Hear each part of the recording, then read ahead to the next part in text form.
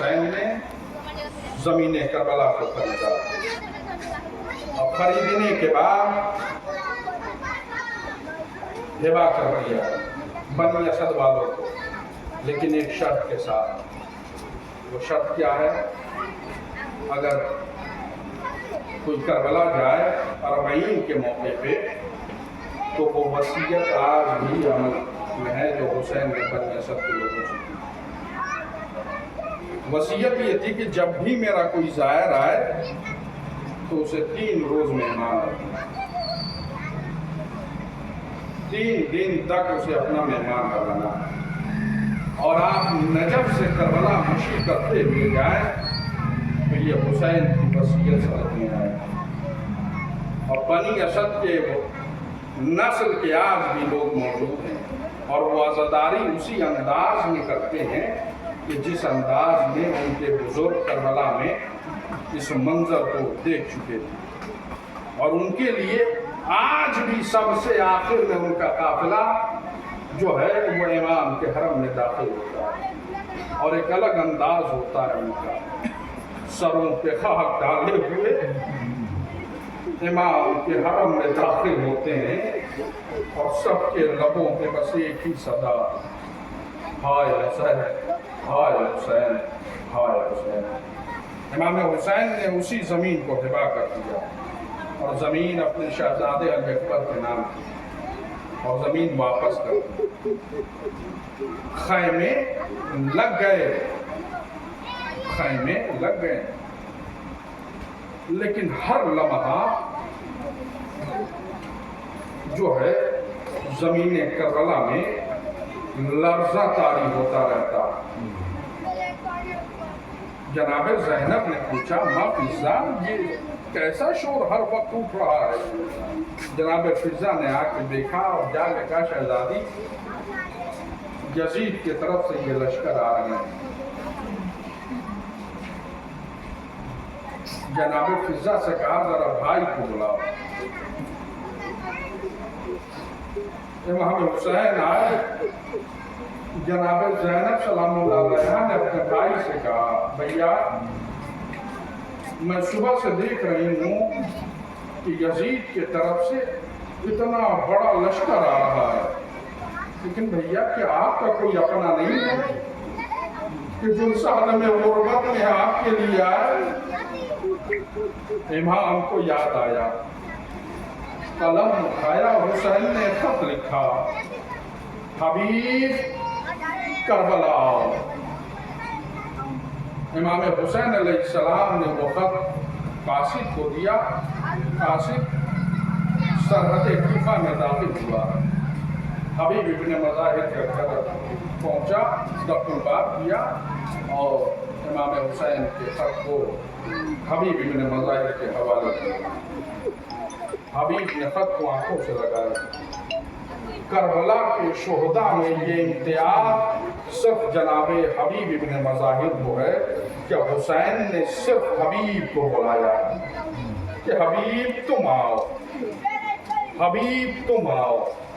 عزادارو، جناب حبیب اس خط کو آنکھوں سے لگائے، بوسہ دیے، اور پھر اس تحریر کو پڑھتے ہیں اور گریہ کرتے رہتے ہیں۔ زوجہ نے سوال کیا، ساری باتوں کو بتایا، امتحان زوجہ کا لیا۔ زوجہ امتحان میں کھڑی اتری، اپنے غلام کو اپنا رہوار دے کے سرحد کوفہ پہ بھیجا کہ تم وہاں انتظار کرنا، میں آؤں گا۔ حبیب کو ذرا تاخیر ہوئی اس مقام تک آنے میں۔ حبیب کہتے ہیں کہ جب میں رات کے سناٹے میں گھر سے نکلا تو میں نے جیسے ہی اپنے رہوار کے قریب خود کو کیا تو کیا دیکھا کہ میرا غلام میرے رہوار سے کہہ رہا تھا، اے میرے آقا کے رہوار تو نہ گھبرا، اگر ہمارا مالک کربلا نہ جائے گا تو یہ غلام حاضر ہے۔ حبیب کہتے ہیں کہ میں یہ سوچ رہا تھا آل محمد پہ اتنی غربت آ گئی کہ اب غلام بھی مدد کے لیے جائیں۔ اجرکم اللہ۔ عزادارو، جناب حبیب آئے اور آنے کے بعد سے جیسے ہی سرحد کربلا میں حبیب کے گھوڑے کے قدم پڑے، حسین اپنے کرسی سے اٹھے، کہا عباس آؤ، میرے لال اکبر آؤ، قاسم کہاں ہو آؤ، میرا حبیب آ رہا ہے۔ عزادارو حبیب آئے، حبیب کو سینے سے لگایا اور یہ شور تکلم جیسے ہی بلند ہوا، ارے خیمے سے ثانیہ زہرا نے آواز دیا، اما فضا، ارے دیکھو تو کون آیا ہے۔ جناب فضا نے دیکھا، آواز دی شہزادی، ارے آقا کے حبیب آئے ہیں، آواز دی، اے اما فضا حبیب کو بلاؤ۔ حبیب خیمے کے قریب جیسے ہی آئے، ارے ثانیہ زہرا نے کہا، اے حبیب، ارے تجھ پہ علی کی بیٹی سلام کرتی ہے۔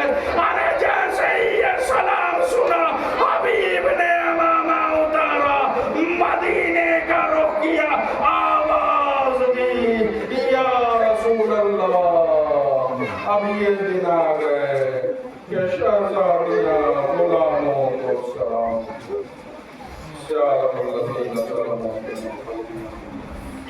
اِنَّا لِلَّهِ وَإِنَّا إِلَيْهِ راجعون۔